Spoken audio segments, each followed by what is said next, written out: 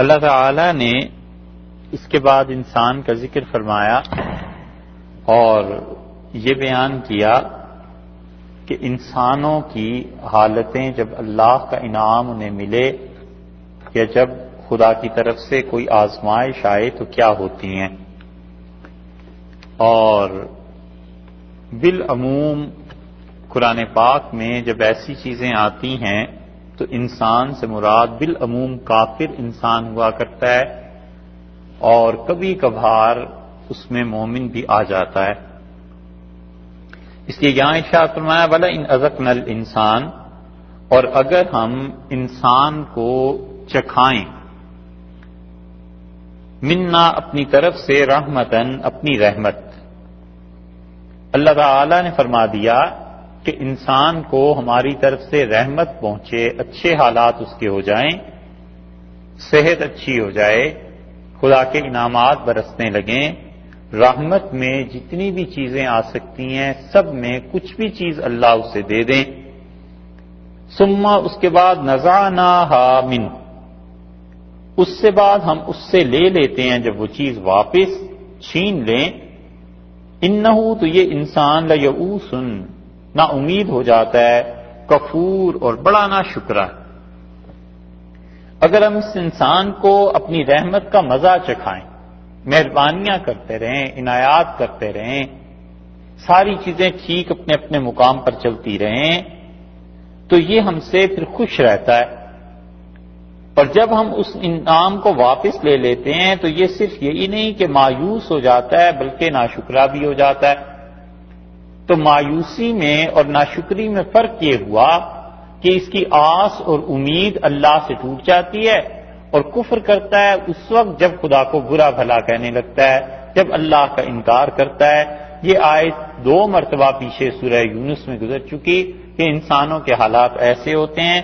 وَلَا إِنْ أَذَقْنَاهُ نَعْمَاءَ، اور اگر اب دوسری صورت اللہ تعالی نے دوسری آیت میں بیان فرما دی اور فرمایا کہ یہ کافر انسان پہلے دیکھو کیسا ہے، اس پہ ہم نے مہربانی کی، پھر جب اس سے نعمتیں چھین لی تو ہم سے مایوس بھی ہوا اور کفر کیا.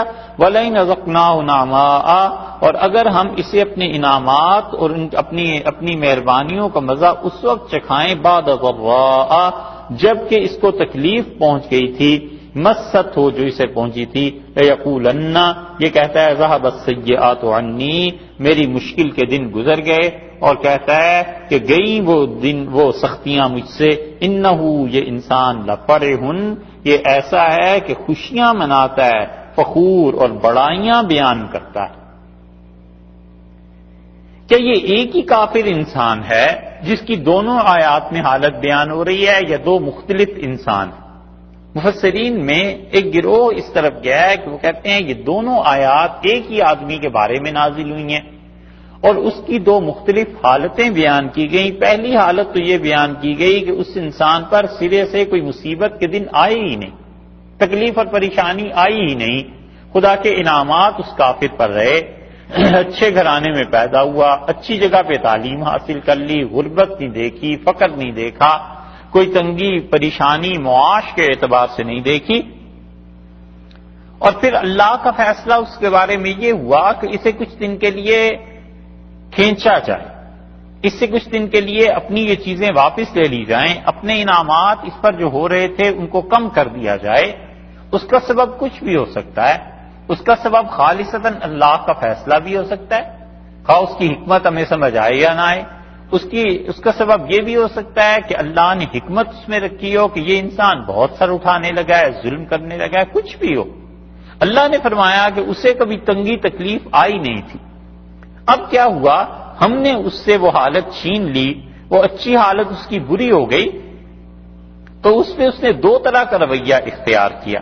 ایک تو لیئوس، اللہ نے فرمایا مایوس ہو جاتا ہے ہم سے، اور دوسرے وہ کفر کرتا ہے. مایوسی تو اس لیے اس کا جرم گنا کہ اللہ سے مایوس ہونے کی کوئی وجہ نہیں ہے. اور آگے چل کے سورہ یوسف میں آپ دیکھیں گے اللہ تعالی نے کتنی ناراضگی کا اظہار فرمایا ہے ان لوگوں کے لیے جو اللہ کی رحمت سے مایوس ہو. کبھی بھی کسی بھی حال سے اللہ سے مایوس نہ ہو انسان. ہمیشہ اس کی رحمت پہ نظر رہنی چاہیے اور ہمیشہ یہ سمجھنا چاہیے کہ آج دن اگر برے ہیں تو کل اچھے دن بھی اسی اللہ کے اختیار اور قبضے میں ہیں، وہ بھی دن آ جائیں گے، اور یہ سب چیزیں عارضی ہیں، اچھے دن ہیں تو کیا ہے اور برے دن ہیں تو کیا ہے، یہ سب عارضی حالتیں ہیں۔ دیکھنا یہ ہے کہ اچھے دنوں میں کس نے شکر ادا کیا اور برے دنوں میں کس نے صبر کی روش رکھی، بس۔ مومن سے مطلوب یہی، اسی لیے آپ دیکھیں اللہ نے رمضان کا، حج کا، جو بہت بڑی بڑی دو عبادتیں ہیں سال میں، اللہ نے انہیں سورج سے نہیں باندھا، چاند سے باندھ دیا۔ حالانکہ آسان تھا، بتا دیتے اللہ تعالیٰ کہ دسمبر میں روزے رکھ لیا کرو، چھوٹے دن ہوتے ہیں، ساری دنیا کے لیے ہو جاتا، اور حج جو ہے وہ اس طرح کر لیا کرو، مارچ میں آ جایا کرے، اچھا موسم ہو جاتا ہے پوری دنیا میں۔ یہ نہیں کہا، یا اتنا ہی کم سے کم کر دیتے کہ روزے سردیوں میں رکھ لیا کرو، تو سردیوں کے جہاں پہ بھی 2-4 مہینے سردیوں کے آئے وہ سب روزے رکھ لیں۔ اللہ تعالیٰ نے چاند کے ساتھ باندھ دیا تاکہ وہ اپنے بندوں کا امتحان لیتا رہے مسلسل، کہ جتنی بھی گرمی تھی اس نے کیا کیا، جتنی بھی سردی تھی اس نے کیا کیا۔ 36 برس میں پھر لوٹ کے وقت وہی آ جاتا ہے، گرمی کا شدید موسم بھی، سردی کا شدید موسم بھی، تو بندے کو دیکھتا رہتا ہے کہ بندے نے حالات میں اس کا رویہ کیا تھا، اس نے کیا روش اختیار کی۔ اسی لیے یہ حالات جو تبدیل ہوتے ہیں اچھائی اور برائی کے، اللہ کو مطلوب ہے اپنے بندوں سے کہ جب خدا ان کے دن اچھے کر دے، اللہ تعالیٰ عافیت دے دے، صحت دے دے، پیسے کا مسئلہ نہیں رہا، پرابلم کوئی نہیں رہی، اس پہ قرض نہیں رہا، اس کی اولاد اچھی ہو گئی، یہ جتنے بھی خدا کے انعامات اللہ کے ہاں مطلوب ہے کہ شکر ادا کرتا رہے۔ اور جب سختی اور تکالیف کے دن آئیں تو اللہ یہ چاہتا ہے اپنے بندوں سے کہ بندے اس کا صبر کرتے رہیں، بندے اس کے۔ اس کافر نے کیا کیا ہے، یہ مایوس ہو جاتا ہے جب اس سے خدا کے انعامات عارضی طور پر یہ کبھی بھی ہٹ جاتے ہیں، کفور۔ اور دوسری چیز یہ کہ اللہ نے فرمایا کفر کرتا ہے، اور کفر یہ جو ہے ایسے جملے خدا کے متعلق کہنا جو مایوسی پہ مشتمل ہوں، ایسے جملے کہنا کہ اللہ کی شان پاک میں گستاخی ہوتی ہو، اللہ نے کہا ہے یہ۔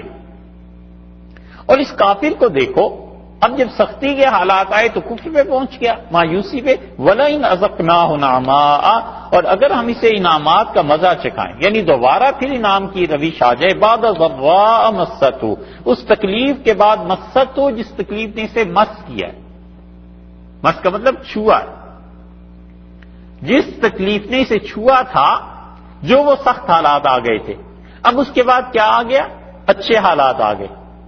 پہلے تو ٹھیک چل رہا تھا، پھر درمیان میں نرم حالات آ گئے، پھر اب اچھے حالات آ گئے۔ اس تکلیف کے بعد اسے پہنچی تھی، لَيَقُولَنَّ، تو کہتا ہے ذَهَبَ السَّيِّئَاتُ عَنِّي، دور ہو گئے میرے غم کے دن، دکھ کے دن، برائیاں مجھ سے دور ہو گئی۔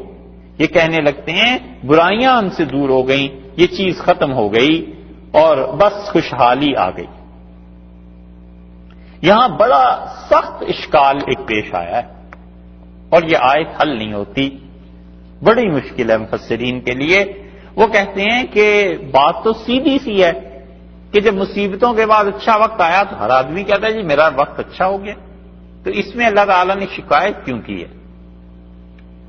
مطلب اس میں کون سی ایسی بات ہے؟ اس نے کہا ذهب السیئات عنی، میرے مشکل کے دن بیت گئے، میرے برے حالات ختم ہو گئے، برائیاں مجھ سے دور ہو گئی، تو یہ کون سی غلط بات اس نے کہی ہے نا؟ یہ سوال اٹھتا ہے نا کہ اس میں اللہ تعالی نے کیوں اس کی شکایت کی ہے، کیوں اللہ تعالی نے یہ فرمایا کہ اس کا یہ کہنا غلط بات ہے؟ یہ ہے وہ چیز کہ اگر ان مفسرین کو اللہ نے قرآن پہ بڑی گہری نگاہ نہ دی ہوتی تو یہ مسائل حل نہ ہوتے۔ یہ جو تفسیر کرتے تھے ان کا اوڑھنا بچھونا قرآن پاک بن گیا تھا۔ 20-25 سال کی عمر میں اگر انہوں نے پڑھ لیا تھا اور خدا نے 70-75 برس عمر دے دی تھی تو باقی 50 سال وہ قرآن ہی پہ کام کرتے رہے، زندگیاں گزر گئیں قرآن پاک پڑھتے پڑھاتے۔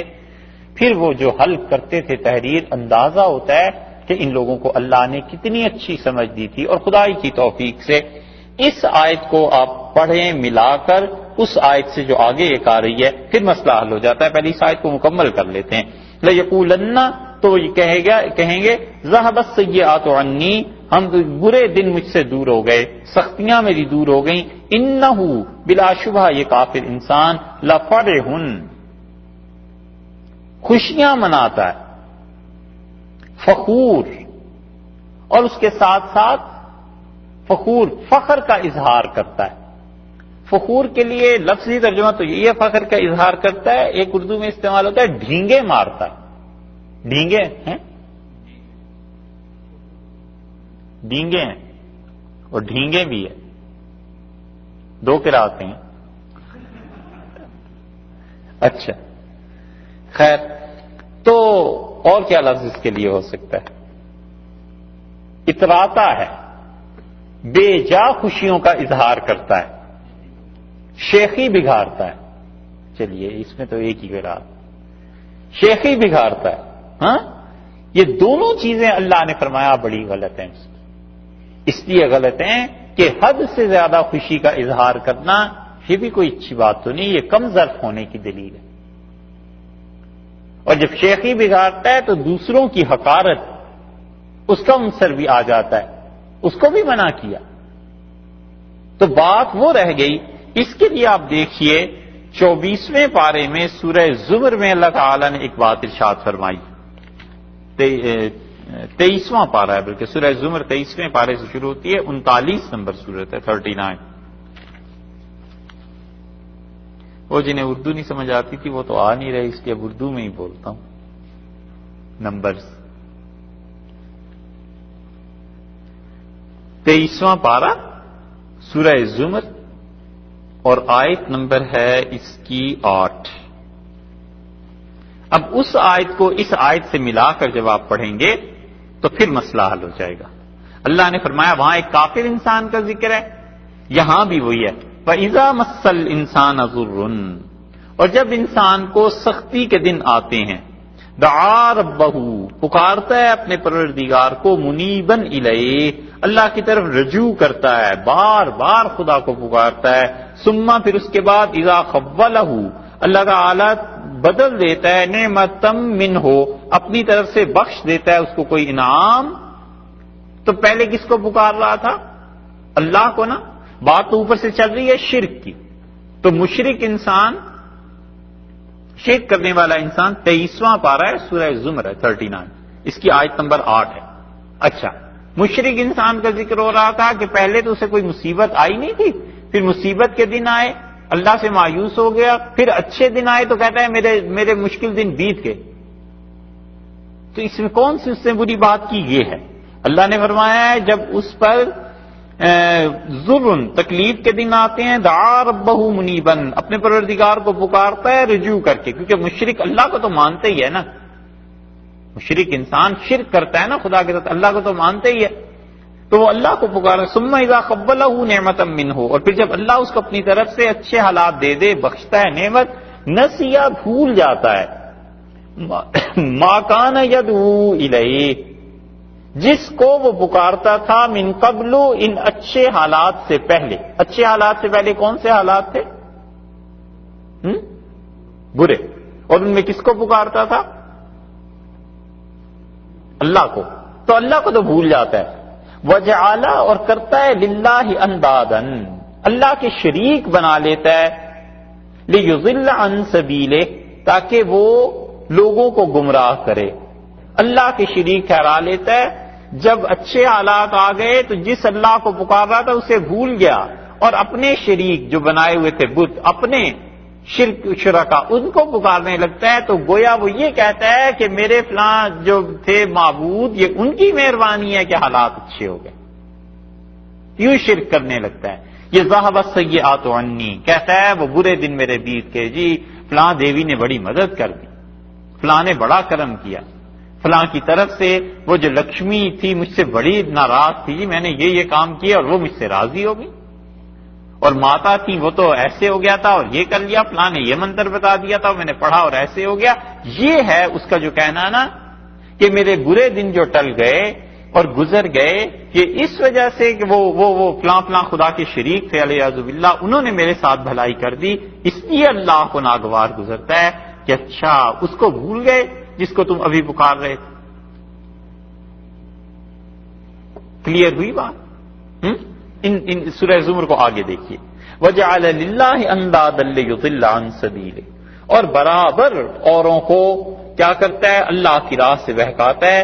قُلْ تَمَتَّعَ بِكُفْرِكَ قَلِيلًا، آپ اسے کہیے کہ برت لو اپنے کفر کے ساتھ اس زندگی کو، تھوڑے دن اس دنیا کو برت لو.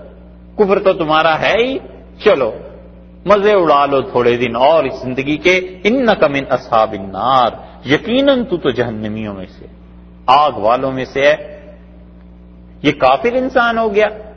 اسی کو آگے دیکھ لیں، پھر وہی اگلی آیت وہاں پھر کام آ جائے گی 12ویں پارے میں بھی.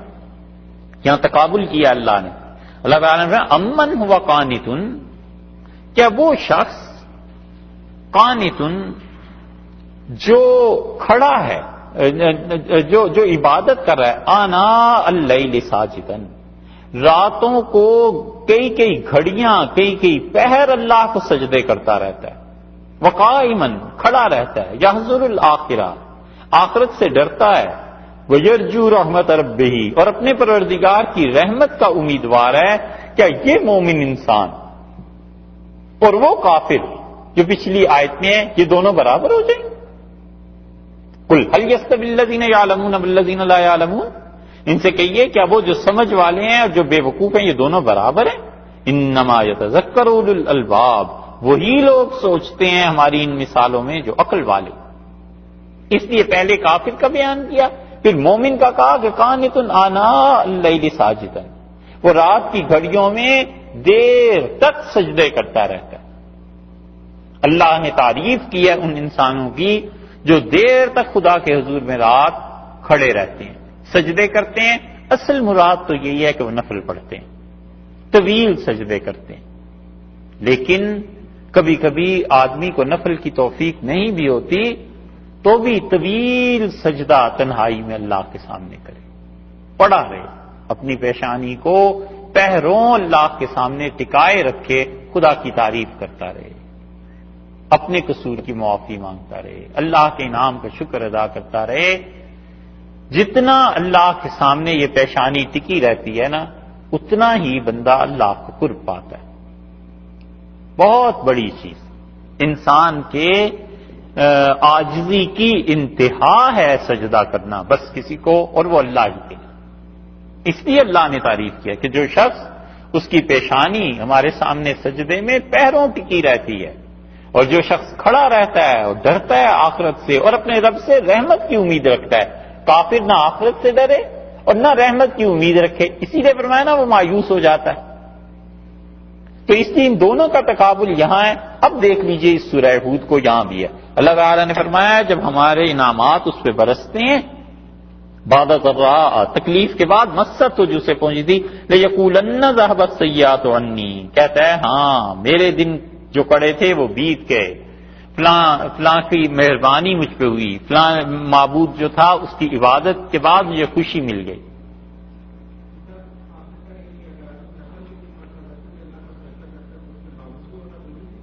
کوئی ضروری نہیں، باوضو ہونا بھی ضروری، اصل میں تو وہ بھی ضروری نہیں، کیونکہ وہ سجدہ جو ہے نا وہ کسی چیز کے شکر کا نہیں ہے. کہ شکر کا بھی ہو تو بھی اس میں یہ شرائط نہیں ہے، وہ تو صرف بندگی کا اظہار ہے اللہ کے سامنے. ہیں نا، اسی لیے میں نے کہا وہ تو نفل کا ذکر ہے کہ دیر تک نفل پڑتا رہتا ہے، نفلوں میں لمبے سجدے کرتا ہے. لیکن ہم کہتے ہیں یہ بھی فرض کر لیں کہ نہ کسی وجہ سے پڑھ سکے تو بھی اللہ کے سامنے جھکا ہی، وہ تھوڑی نیکی ہے نا، لیکن وہی اللہ کی مہربانی ہوئی، خدا کی نظر کبھی کرم کی پڑی تو نفلوں پہ بھی آ جائے گا. کسی حال میں بھی اللہ کے در سے ہٹے نہیں. اللہ نے فرمایا وہ جو ہم نے دن پھیر دیے تو نسبت شریکوں کی طرف کرتا ہے، کہتا ہے کہ ذهب السیئات عنی، مطلب یہ کہ ان بتوں نے میرے دن بدل دیے. انہ لفرح فخور، یہ شیخی بگاڑتا ہے، اتراتا ہے. الا الذین صبروا، ہاں مگر وہ لوگ جو صبر والے. اب تقابل آ گیا نا، وہاں بھی سورہ زمر میں بھی آیا تھا، یہاں بھی الا الذین صبروا، ہاں مگر وہ لوگ جو صبر کرنے والے ہیں. تو صبر جو کرتے ہیں وہ کیا ہوتا ہے؟ جب تکلیف آ گئی، مصیبت کے دن آ گئے تو صبر کرتے ہیں، اچھے دن آ گئے شکر کرتے ہیں اللہ کا، وہ اللہ سے مایوس نہیں ہوتے۔ تکلیف اور مصیبت آنے پہ خدا کے لیے کفر کے جملے نہیں کہتے، الیاذ باللہ۔ وعملوا الصالحات، اور جنہوں نے نیکی کے کام کیے، اولئک لہم مغفرۃ، ایسے لوگوں کے لیے بخشش ہے، واجر کبیر، اور بہت بڑا اجر ہے۔ کمال یہ ہے کہ یہ نہیں فرمایا کہ جنت ہے، بس فرمایا ہم معاف بھی کر دیں گے اور بہت بڑا اجر دیں گے۔ تو بہت بڑا اجر وہ کیا دیں گے؟ وہ ممکن ہے جنت، وہ ممکن ہے اللہ تعالیٰ اس کو اپنی زیارت نصیب کر دے، وہ ممکن ہے اس کو شفاعت کا حق اللہ تعالیٰ دے دے کہ تم ایسے مبارک آدمی ہو، کچھ اور کو بھی جنت میں ساتھ لے جاؤ۔ اس لیے فرمایا اجر کبیر، بہت بڑا اجر ہم اسے دیں گے۔ فلعلک، سو شاید، تارکن، اس کا یہ تیسرا دعویٰ ہے اس صورت کا، دو تو گزر چکے۔ ایک دعویٰ تو یہ تھا کہ اللہ کے علاوہ کسی کی عبادت مت کرو، دوسرا یہ آ گیا کہ اللہ کے علاوہ تمہارے حالات کوئی نہیں جانتا، تیسرا یہ ہے جو رسول اللہ صلی اللہ علیہ وسلم سے ارشاد فرمایا جا رہا ہے۔ پہلے اس کا لفظی ترجمہ دیکھ لیں، پھر اس کے بعد اس کی اصل حقیقت کی بات کرتے ہیں۔ فلعلک، سو شاید کے، تارکن، چھوڑنے والے ہیں، بعضا، کچھ اس حصے کو، ما یوحا الیک، جو آپ کی طرف وحی کی گئی ہے۔ کیا آپ چھوڑنے والے ہیں وحی کے اس حصے کو جو آپ کی طرف خدا نے بھیجا ہے؟ ہرگز نہیں چھوڑنا۔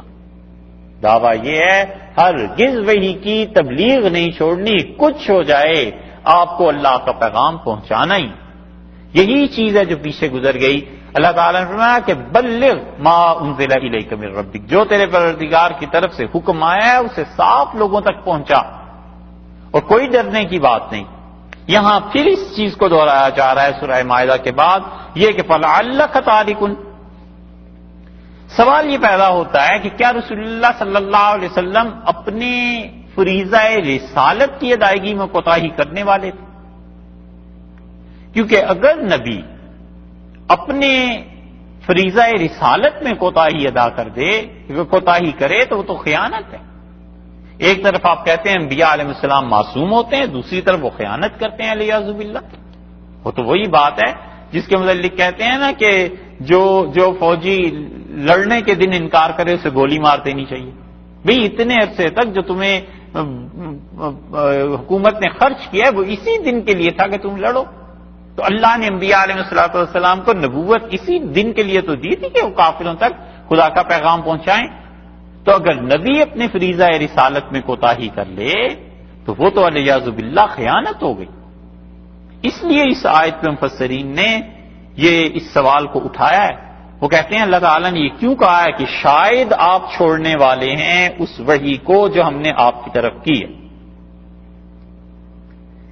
اس لیے انہوں نے لعلہ کو اس پہ لغت میں بحث کی ہے کہ لعلہ آتا کس لیے۔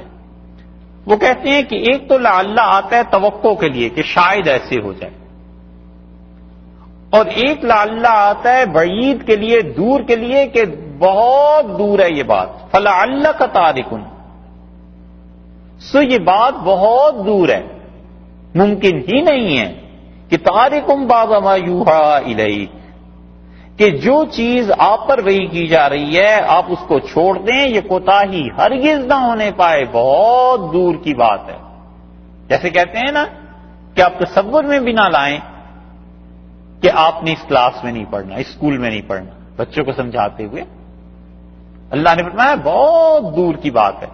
اور اس سے بھی اچھی توجیہ انہوں نے کی ہے جنہوں نے کہا کہ لعلہ کا یہاں لفظ جو ہے یہ سوال کے معنی میں ہے کہ فلعلک تارکم بعض ما یوحا الیک، کیا آپ چھوڑ دیں گے؟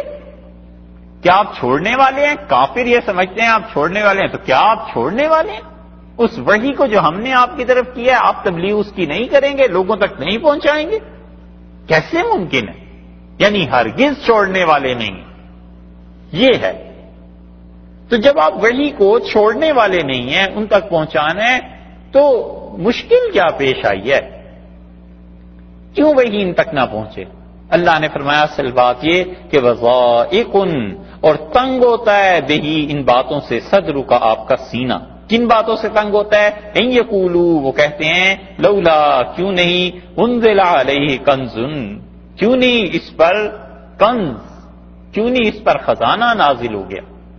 اگر یہ خدا کا اتنا ہی چہیتا ہے تو اس کے پاس سونا ہونا چاہیے تھا، چاندی ہوتی، جواہرات ہوتے، پورا خزانہ ہوتا. یہ غریب آدمی خدا کا پیغام دینے ہمیں آ گیا. اللہ نے فرمایا آپ کا سینہ بڑا تنگ ہوتا ہے، سینہ مبارک ان باتوں سے. او جاء، یا کہتے ہیں کہ معہو، اس انسان کے ساتھ ملکن، کوئی فرشتہ اترنا چاہیے تھا. اس پہ بھی ایک سوال یہ پیدا ہوتا ہے کہ وہ تو فرشتوں کے قائل ہی نہیں تھے، پھر انہوں نے یہ کیوں کہا کہ اس کے ساتھ فرشتہ آنا چاہیے تھا؟ تو یا تو مطلب یہ ہے کہ یہ کہا جائے کہ وہ طنز کرتے تھے کہ تم کہتے ہو نا تمہارے پاس فرشتہ آتا ہے تو دکھاؤ وہ فرشتہ کہاں ہے، تمہارے ساتھ کوئی فرشتہ کیوں نہیں آتا؟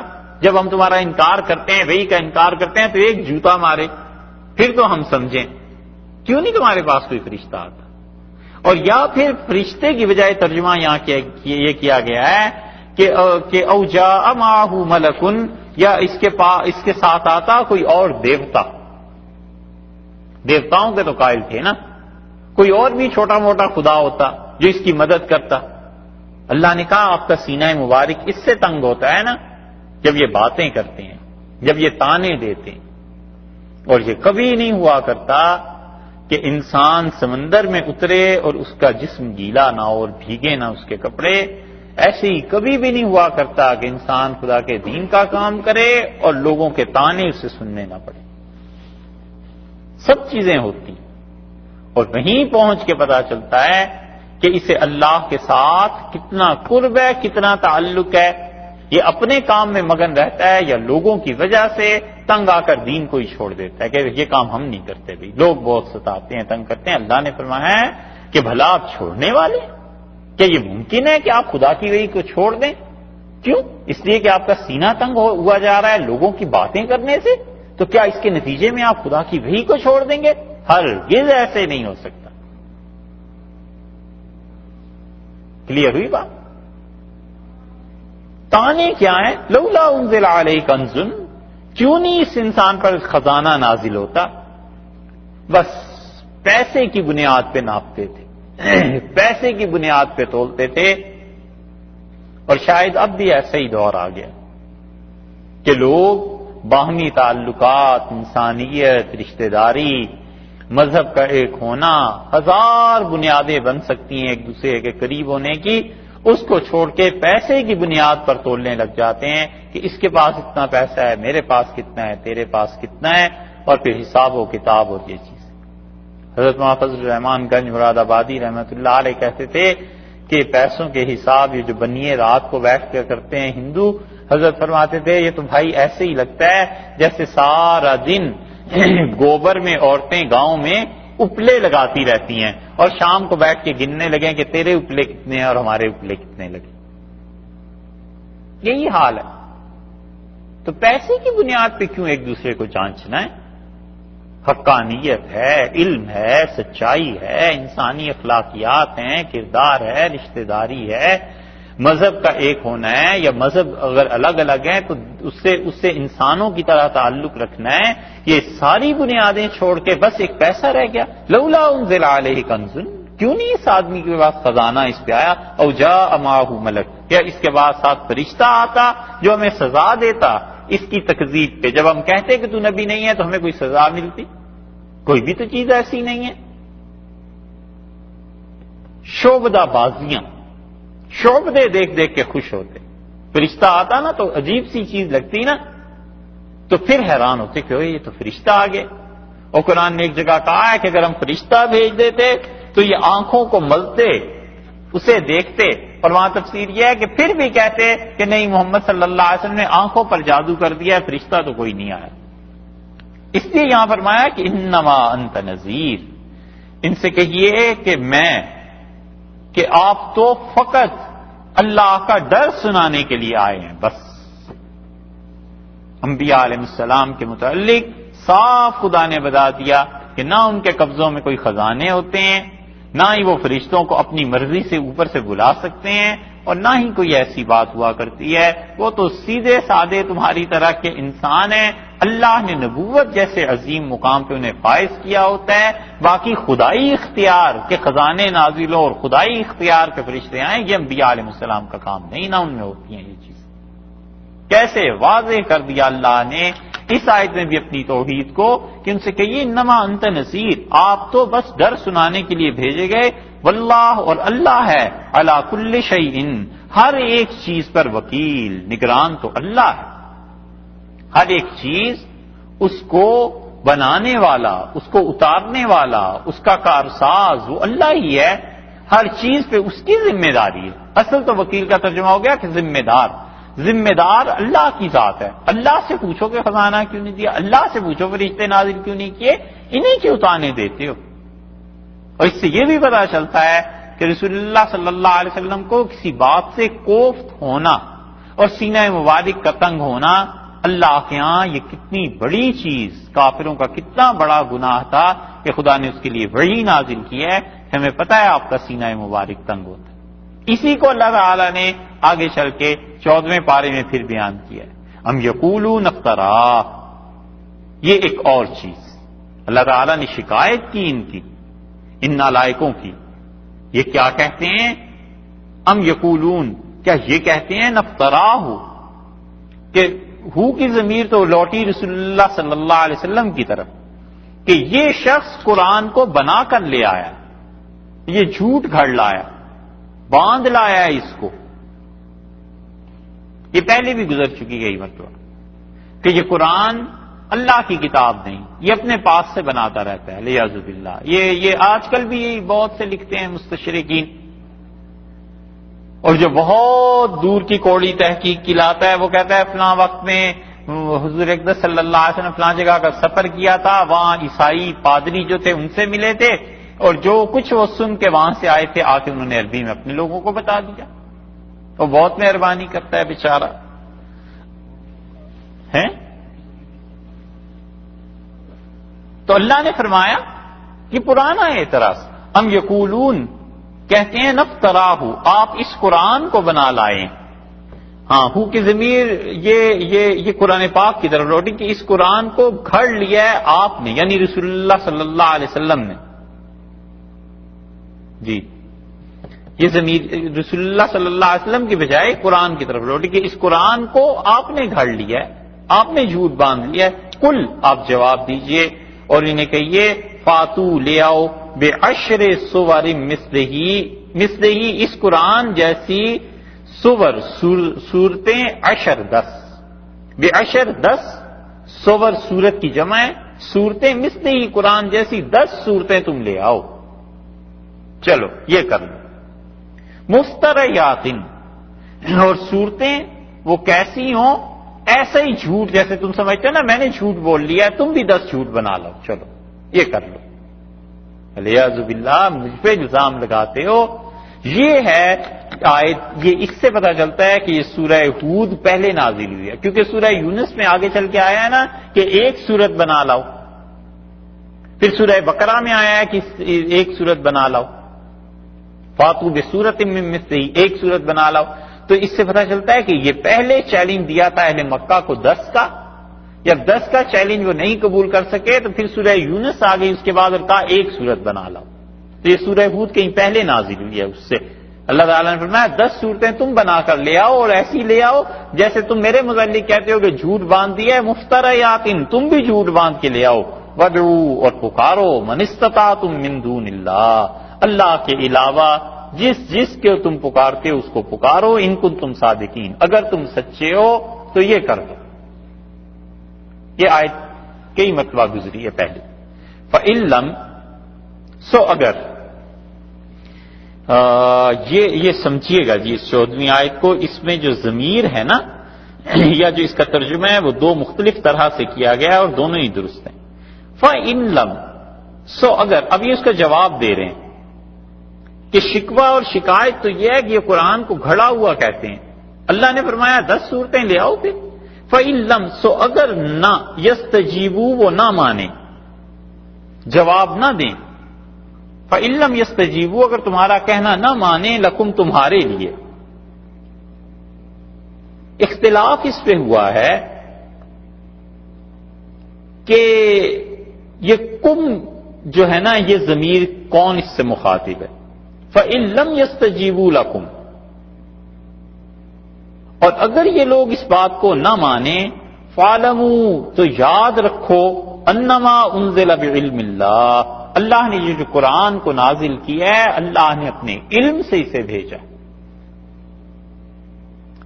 پہلا سوال یہ پیدا ہوتا ہے کہ فَإِن لَمْ يَسْتَجِيبُوا لَكُمْ، اگر یہ لوگ تمہاری بات نہ مانے تو یستجیبو میں کون مراد ہوئے؟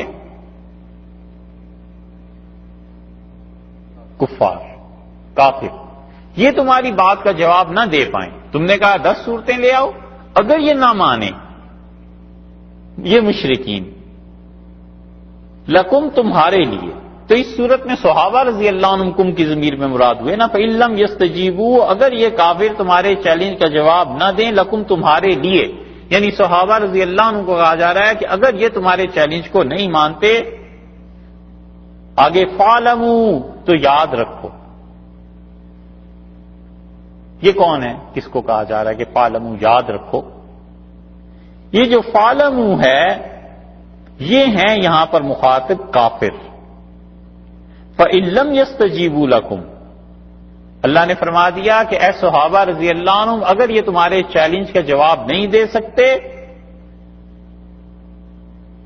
یعنی کافروں کو کہہ دیا کہ تم ان کے چیلنج کے جواب نہیں دے سکو گے، فَاعْلَمُوا، تو یاد رکھو اے کافرو، انما انزل بعلم اللہ، کہ اللہ نے یہ قرآن نازل کیا ہے، یہ اپنے علم سے نازل کیا ہے، وَاللَّهَ إِلَٰهَ إِلَّا هُوَ، اور اللہ کے علاوہ کوئی الہ نہیں، فَهَلْ أَنْتُمْ مُسْلِمُونَ، اب مسلمان ہوتے ہو یا نہیں؟ اس لیے فَاعْلَمُوا میں یاد رکھو، یہ جن لوگوں نے اس جگہ پر ٹھوکر کھائی ہے، بڑی شدید ٹھوکر کھائی ہے، کہ انہوں نے بجائے اس کے کہ اسے کافروں کے متعلق کہتے، انہوں نے یعنی اس کی تفسیر یوں کر دی ہے کہ فَإِن لَمْ يَسْتَجِيبُوا لَكُمْ، اور اگر اے صحابہ رضی اللہ عنہم یہ کافر تمہارے جواب نہ دے سکیں، 10 صورتیں نہ بنا کے لا سکیں، فَاعْلَمُوا، تو اے صحابہ رضی اللہ عنہم تم یاد رکھو کہ اللہ نے قرآن کو اپنے علم سے نازل کیا ہے۔ چلو جی یہاں تک بھی بات سمجھ آ جاتی ہے، وَاللَّهَ إِلَٰهَ إِلَّا هُوَ، اور تم یہ بھی یاد رکھو کہ اللہ کے علاوہ کوئی خدا نہیں۔ یہ آگے کیا ہے؟ فَهَلْ أَنْتُمْ مُسْلِمُونَ، تم مسلمان ہو گئے یا نہیں؟ تو یہ تو صحابہ رضی اللہ عنہ سے نہیں کہا جا رہا، یہاں پہنچ کے اٹک جاتا ہے مسئلہ۔ اس لیے فَاعْلَمُوا کی ضمیر جو ہے یہ مشرکین کے لیے ہے، کیونکہ اللہ تعالی نے اس کے بعد اپنی الوہیت کو بھی بیان کر دیا ہے اور چیلنج بھی دے دیا ہے کہ اسلام قبول کرو گے یا نہیں۔ ایک بات، دوسری یہ جو کم کی ضمیر ہے، فَإِن لَمْ يَسْتَجِيبُوا لَكُمْ، اس کا بھی ایک ترجمہ کر دیا نا کہ صحابہ کرام رضی اللہ عنہم کے لیے، کہ اگر تمہارے لیے یہ لوگ 10 صورتیں نہیں بنا کے لاتے، چیلنج قبول نہیں کرتے۔ بڑی اچھی اس کی تفسیر ایک خازن رحمت اللہ علیہ نے بھی کی ہے۔ خازن جو ہیں یہ اس تفسیر کا نام ہی تفسیر خازن ہے، ان کا اپنا نام بھی خازن تھا، ہیں یہ صوفی، بہت سی چیزیں ایسے بھی لکھ جاتے ہیں، مگر قرآن پاک میں بعض مقامات خوب اللہ نے ان پہ کھولے ہیں۔ وہ کہتے ہیں کہ جو لکم کی ضمیر ہے، فَإِن لَمْ يَسْتَجِيبُوا لَكُمْ، وہ کہتے ہیں یہ ہے کافروں کے لیے، اور پھر آگے سارا مسئلہ وہی ہے کہ فَاعْلَمُوا أَنَّمَا أُنزِلَ بِالْعِلْمِ، اور ترجمہ اس کا وہ یوں تشریح اس کی کرتے ہیں کہ پچھلی آیت کو دیکھیے، وَادْعُوا مَنِ اسْتَطَعْتُم مِّن دُونِ اللَّهِ أَمْ يَقُولُونَ افْتَرَىٰ، یہ کہتے ہیں قرآن گھڑ کے لے آئیں آپ، قُلْ فَأْتُوا بِعَشْرِ صُوَرٍ مِثْلِهِ، کہ یہ 10 صورتیں جیسی گھڑ کے لے آؤ، مفتریات جو گھڑی بھی ہوں، وَادْعُوا، اور کافرو بلاؤ، مَنِ اسْتَطَعْتُم مِّن دُونِ اللَّهِ، اللہ کے علاوہ جس کو تم پکارتے ہو نا، بلاؤ ان کو اپنی مدد کے لیے اگر تم سچے ہو۔ فَإِن لَمْ يَسْتَجِيبُوا، یہ خازن کہتے ہیں رحمت اللہ علیہ، کہتے ہیں فَإِن لَمْ يَسْتَجِيبُوا، اور اگر یہ تمہارے معبود تمہیں اے کافروں جواب نہ دیں، فَاعْلَمُوا أَنَّمَا أُنزِلَ بِعِلْمِ اللَّهِ، یاد رکھو اللہ نے یہ قرآن اپنے علم سے نازل کیا۔ تو یستجیبو سے مطلب وہ یہ لے لیتے ہیں کہ یہ تمہارے معبود تمہاری دعوت قبول نہ کریں، اور وہ کر بھی نہیں سکتے۔ ٹھیک ہے، سمجھ آ گئی کہ یستجیبو کے 2 ترجمے ہو گئے۔ ایک تو یہ کہ ہم مان لیں کہ پیچھے چونکہ ذکر تھا کافروں کے معبودوں کا، اور یہاں پر معبود ہی مراد ہیں، کہ اگر یہ کافر جو ہیں فَإِلَّمْ ان سے کہا جا رہا ہے کہ اگر یہ معبود تمہیں جواب نہیں دیتے، اور یا پھر یہ مان لیا جائے کہ دیکھو تم نے چیلنج کر دیا ہے، فَإِلَّمْ يَسْتَجِيبُوا لَكُمْ، اگر یہ کافر اے صحابہ رضی اللہ عنہ تمہاری بات نہیں مانتے تو تم انہیں کہو، تم انہیں بتا دو، فَعْلَمُوا، تو یاد رکھو کافرو جو کچھ اللہ نے نازل کیا اپنے علم سے نازل کیا۔ کلیئر ہو گئی بات؟ سمجھ آئی؟ یہ ہے بات، دیکھا یہ چیزیں ہیں تفسیر میں، وگرنہ انسان کبھی غور سے پڑھے کہاں سے کہاں نکل جائے کہ یہ کیا چیز ہے۔ اس لیے فرمایا ہے کہ بڑی اچھی تفسیر انہوں نے کہ وَادْعُوا مَنِ اسْتَطَعْتُم مِّن دُونِ اللَّهِ إِن كُنتُمْ صَادِقِينَ، اگر تم سچے ہو بلاؤ اپنے خداؤں کو، اس قرآن جیسی 10 صورتیں لے آئیں۔ فَإِن لَّمْ يَسْتَجِيبُوا لَكُمْ، اگر تمہارے خدا تمہیں جواب نہیں دیتے تو اے کافرو فَاعْلَمُوا، یاد رکھو، أَنَّمَا أُنزِلَ بِعِلْمِ اللَّهِ، اللہ نے جو قرآن نازل کیا ہے یہ اپنے علم سے نازل کیا ہے، وَأَلَّا إِلَٰهَ إِلَّا هُوَ، اور اللہ کے علاوہ کوئی الہ نہیں، فَهَلْ أَنتُم مُسْلِمُونَ، تو تم کیا مسلمان ہوتے ہو یا نہیں؟ تم اسلام کو قبول کرو گے یا نہیں؟ اللہ کا حکم مانو گے یا نہیں؟